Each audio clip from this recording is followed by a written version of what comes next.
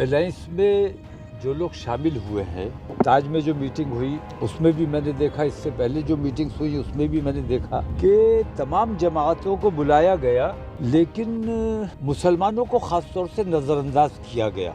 अजमल साहब को, असदुद्दीन ओवैसी को दावतनामा जाना चाहिए था। मुसलमान से परहेज है, लेकिन मुसलमान के ऊपर आप डिपेंड करते हैं। भारतीय जनता पार्टी को अगर सत्ता से बेदखल करना है तो तमाम लोगों को मुत्तहिद होना पड़ेगा, और मुत्तहिद होने का ये जो तरीका कांग्रेस ने या इंडिया ने इख्तियार किया है, ये तरीका कतई गैर जिम्मेदार तरीका है। इस तरीके से भारतीय जनता पार्टी को नहीं हराया जा सकता। अगड़ा और पिछड़े का और इस किस्म का कोई बंटवारा मुसलमानों में नहीं है। ये भारतीय जनता पार्टी मुसलमानों को तकसीम करने का, मुसलमानों को कमजोर करने का ये प्रोग्राम बना रही है। अगर ये शराइत हमारी नहीं मानी गई तो इंशाल्लाह हम छोटी छोटी तमाम पार्टियों को जमा करके हम एक तीसरा रास्ता बनाने पर मजबूर होंगे।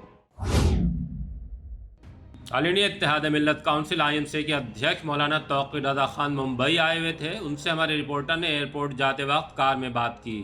इंडिया गठबंधन पर वो खुलकर बोले और एक बड़ी बात भी कह गए। मौलाना ने 2024 के लोकसभा चुनाव में भाजपा को मात देने के लिए बने गठबंधन में किसी मुस्लिम दल को नहीं बुलाने पर नाराजगी जताई। कहा कि असदुद्दीन ओवैसी और बदरुद्दीन अजमल को बुलाया जाना चाहिए था। सवाल उठाया कि आखिर मुसलमानों से एतराज क्यों है।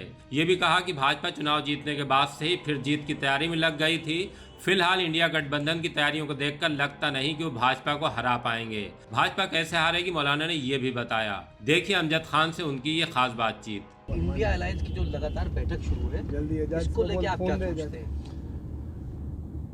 इंडिया अलायंस की जो बैठकें हो रही हैं, अच्छा है, होनी चाहिए, लेकिन अलायंस में जो लोग शामिल हुए हैं कांग्रेस समेत, अभी ताज में जो मीटिंग हुई उसमें भी मैंने देखा, इससे पहले जो मीटिंग्स हुई उसमें भी मैंने देखा कि तमाम जमातों को बुलाया गया, लेकिन मुसलमानों को ख़ास तौर से नज़रअंदाज किया गया। मैं कहता हूँ, आते या ना आते असदुद्दीन ओवैसी को दावतनामा जाना चाहिए था। उनसे क्यों परहेज़ किया जा रहा है? अजमल साहब को, उनकी भी पार्टी है, उनको बुलाया जाना चाहिए था। और छोटी छोटी पार्टियां जो है, तो मुसलमान से जो आज परहेज़ कर रहा है, मैं एक बात कहता हूं कि कांग्रेस समेत वो तमाम जो गठबंधन बना है, जिसका इंडिया नाम रखा गया है, अगर मुसलमान उनके साथ नहीं है तो उनकी हैसियत कहाँ है? मुसलमान से परहेज है, लेकिन मुसलमान के ऊपर आप डिपेंड करते हैं। तो इन हालात में अब मुसलमान ये सोचने पर मजबूर है कि आज जो लोग सरकार में बैठे हुए हैं, अगर कल NDA को हटाकर इंडिया की सरकार हिंदुस्तान में बना दी जाए, तो यही इंडिया 4 से 14 तक UPA की शक्ल में सरकार चलाता रहा, और उन 10 सालों में 4 से 14 तक जो मुसलमानों को जिन तकलीफ़ों, जिन परेशानियों, जिस आतंकवाद का, बम ब्लास्ट का सामना करना पड़ा, मैं ये पूछता हूँ कि अब अगर इंडिया की सरकार आ जाएगी तो क्या गारंटी है कि उन तमाम तकालीफ से मुसलमानों को दोबारा नहीं गुजरना पड़ेगा? तो जब तक इन सवालों के जवाब नहीं दिए जाएंगे, मैं समझता हूं कि हमने एक रास्ता ये बनाने की कोशिश की जा रही है, बनाया जा रहा है, और तमाम लोग इस पर मुत्तफ़िक़ और मुत्तहिद हो रहे हैं कि बिना टेबल टॉक के और बिना हिस्सेदारी के, बिला शर्त किसी का समर्थन, किसी की हिमायत नहीं की जाएगी। यूपी में लगातार जो सियासत है, लाउड स्पीकर को लेके या हिंदू मुसलमान के मुद्दे जो है यूपी में लगातार उठाए जा रहे हैं। अब 2 दिन पहले आपके जमात के कुछ लोगों ने लाउड स्पीकर के जो उतारे जा रहे, तो साफ तौर पे कहना था कि एक तरफा कार्रवाई हो रही है।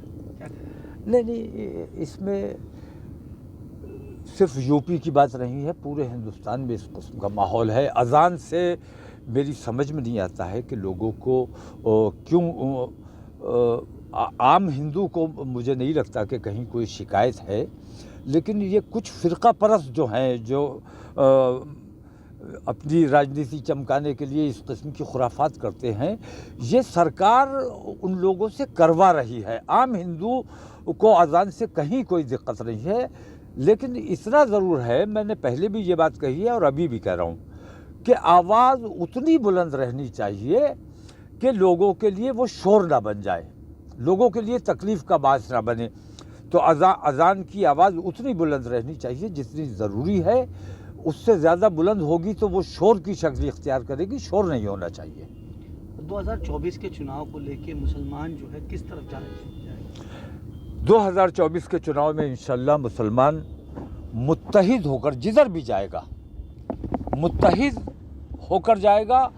और इस बार मुसलमान ने ये तय किया है कि तकसीम नहीं होगी, बिरादरियों में नहीं बटेगा, पार्टियों में नहीं बटेगा, और इत्तेहाद व इत्तिफाक के साथ अपने शर्तों के मुताबिक सरकार बनवाने का काम किया जाएगा। लगातार बीजेपी पासमानदा मुसलमानों की बात करती है, इसके ऊपर क्या कहेंगे? नहीं, पासमानदा बीजेपी को तो हर वो काम करना ही चाहिए जो इस्लाम के ख़िलाफ़ हो, और शरीयत में, इस्लाम में पसमानदा, अगड़ा और पिछड़े का और इस किस्म का कोई बंटवारा मुसलमानों में नहीं है। ये भारतीय जनता पार्टी मुसलमानों को तकसीम करने का, मुसलमानों को कमज़ोर करने का ये प्रोग्राम बना रही है। और मैं ये समझता हूँ कि मुसलमान इन साजिशों को बेहतर समझने लगा है और अब इन साजिशों का शिकार नहीं होगा। कि 2024 के अंदर बस अब चुनाव के लिए कुछ वक्त ही बचा हुआ है, तो तमाम सियासी पार्टियों की जो है वो तैयारी नज़र नहीं आ रही है, हालांकि बीजेपी ने तैयारी पूरी कर ली। नहीं, बीजेपी की तैयारी तो जब वो जीते थे उसी दिन से अगले चुनाव की तैयारी, वो 12 महीने 24 घंटे चुनावी मोड में ही रहते हैं। बाकी पार्टियों की कितनी तैयारी है, मैं ये समझता हूँ कि भारतीय जनता पार्टी को अगर सत्ता से बेदखल करना है तो तमाम लोगों को मुत्तहिद होना पड़ेगा। और मुत्तहिद होने का ये जो तरीक़ा कांग्रेस ने या इंडिया ने इख्तियार किया है, ये तरीक़ा कतई गैर ज़िम्मेदार तरीक़ा है। इस तरीक़े से भारतीय जनता पार्टी को नहीं हराया जा सकता। अगर हमारी शराइत पर, और ये हमें सबसे पहले ये जानना है चुनाव से पहले, इंडिया वालों से ख़ास तौर से, कि आने वाले 5 सालों के लिए आपके पास क्या प्लान है, कैसे आप सरकार चलाओगे, क्योंकि यही पुलिस होगी, यही अधिकारी होंगे।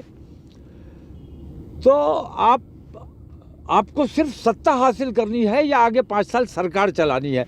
तो हमें अपने देश का हुकूमत बनाने का काम करना है।